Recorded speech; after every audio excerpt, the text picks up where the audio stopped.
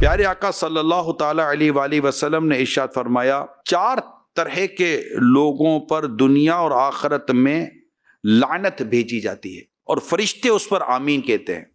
ان میں سے 2 یہ ہیں، وہ آدمی جسے اللہ پاک نے مرد بنا کر پیدا کیا، پھر اس نے اپنے آپ کو عورت بنا لیا اور عورتوں کی مشابہت اختیار کر لی، اور نمبر 2 وہ عورت جسے اللہ پاک نے عورت بنایا مگر اس نے اپنے آپ کو مردانہ انداز میں ڈھال لیا اور مردوں کی مشابہت اختیار کی۔ پیارے آقا صلی اللہ تعالی علیہ وسلم نے ارشاد فرمایا، اللہ پاک قیامت کے دن مردوں سے مشابہت اختیار کرنے والی مردانی عورت پر نظر رحمت نہیں فرمائے گا۔ آج کل میں پرسنلی طور پر یہ دیکھ رہا ہوں کہ کئی مرد اپنے کان میں اب بالیاں پہن رہے ہیں، طرح طرح کی فیشنیبل بالیاں اب کانوں میں دیکھ رہا ہوں پرسنلی طور پر۔ کئی ایئرپورٹ کے جب سفر ہوتا ہے تو کئی دفعہ ایئرپورٹ پر آنا جاؤ، اور اس طرح کی چیزیں زیادہ تر ایئرپورٹ پر نظر آتی ہے، ورنہ تو مسجد میں جاتے ہیں، کہیں اجتماع میں جاتے ہیں، یا کہیں گھر میں ہوتے ہیں وغیرہ، یا جو ملنے والے آتے ہیں تو وہ اس طرح کے عموماً لوگ نہیں نظر آتے، مگر ایئرپورٹ پر یا چند ایک اور مقامات پر راستے میں آتے جاتے ہوئے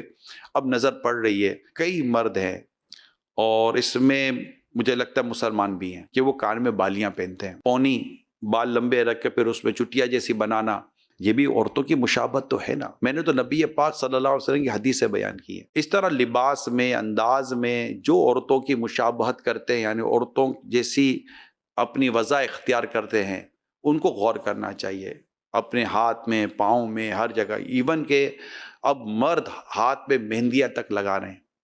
اب آپ بتائیے کہ مہندی لگانا یہ عورتوں کے لیے، مطلب عورتیں ہاتھوں میں مہندی لگاتی ہیں، یہ بالیاں پہننا یہ سب عورتوں کے کام ہیں، یہ چوٹیاں رکھنا یہ سب عورتوں کے کام ہیں۔ اب اسی طرح عورتیں جو مردوں کا انداز اختیار کرتی ہیں، ان کو بھی غور کرنا ہے کہ یہ ہمارا کام نہیں ہے۔ عورتوں نے مردوں جیسے لباس اختیار کر لیے، عورتوں نے مردوں جیسے بال رکھنے شروع کر دیے، عورتوں نے مردوں جیسی چیزیں لباس میں، فیشن میں، بہت ساری چیزوں میں، چال ڈھال میں انہوں نے مردوں کی نقالی شروع کر دی ہے۔ اسی طرح مردوں نے عورتوں کی جیسی نقالی شروع کر دی ہے۔ لباس میں بھی عورتوں والا انداز کئی جگہ پر مردوں کا پایا جاتا ہے۔ تو یہ جو چیزیں نظر آ رہی ہیں، شاید مجھ سے زیادہ آپ کو نظر آتی ہوں گی، ہو سکتا ہے کہ یہ کوئی ڈراموں میں، فلموں میں اور مختلف وہ ایکٹر، گلوکار، اداکار وغیرہ کے طور پر یہ پروموٹ ہو جاتی ہے، اس طرح کی چیزیں۔ ہو سکتا ہے ان کے بھی علم میں نہ ہو، اگر ان کے علم میں نہیں ہے تو میری یہ باتیں ان کے لیے بھی ہیں۔ اب سونے کے بارے میں تو تقریباً لوگوں کو پتا ہوتا ہے کہ مرد پر سونا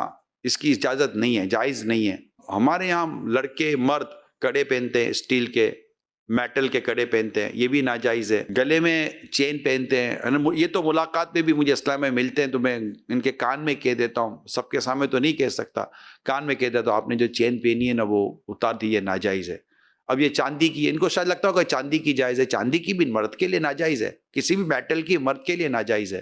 یہ کڑے چاہے سلور کے ہوں، ادر میٹل کے ہوں یا گولڈ کے ہوں، مرد کو اس کی اجازت نہیں ہے، ناجائز ہے۔ اس کو بالکل میرے پیارے اسلامی بھائیوں اتار دیں۔ اور جو خواتین، عورتیں مردوں کی نقالی کر رہی ہیں لباس میں، انداز میں، بہت ساری چیزوں میں، ان کو بھی میں یہی درخواست کروں گا کہ اللہ کے پیارے حبیب صلی اللہ علیہ وسلم کی ان حدیثوں کو دوبارہ سنیں، پڑھیں، اور ہمیں جس چیز کے اللہ اور اس کے رسول نے منع کر دیا اب نہیں کرنا چاہیے۔ اب دنیا کیا کرتی ہے، فیشن کیا کہتی ہے، طریقہ کار آج کل کیا چل رہا ہے، یہ آپ کا میرا میٹر نہیں ہے۔ پیارے آقا صلی اللہ تعالی علیہ وآلہ وسلم نے ایک مرتبہ ایک صحابی کے ہاتھ میں سونے کی انگوٹھی دیکھی تو ان کی وہ انگوٹھی اتار کر پھینک دی اور فرمایا، کیا تم میں سے کوئی اپنے ہاتھ میں دوزخ کا انگارہ لینا چاہتا ہے؟ مسلم شریف کی حدیث ہے۔ سرکار صلی اللہ علیہ وسلم کی اس تربیت کا ان صحابی پر ایسا اثر ہوا کہ آپ کے تشریف لے جانے کے بعد بھی ان سے کہا گیا کہ اپنی انگوٹھی لے لو، اس سے کوئی اور نفع لے لو،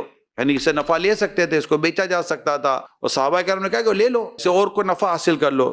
لیکن انہوں نے کیا کہا؟ عشق رسول کا یہ انداز دیکھیے، کہنے لگے نہیں، خدا کی قسم، جس انگوٹھی کو اللہ پاک کے رسول نے پھینک دیا میں اسے کبھی نہیں اٹھاؤں گا۔ پیارے مصطفیٰ کریم صلی اللہ علیہ وسلم نے ہمیں کس کام کے کرنے کا کہا وہ ہمیں کرنا چاہیے، اور جس کام کے کرنے سے منع کیا اس سے ہمیں رک جانا چاہیے۔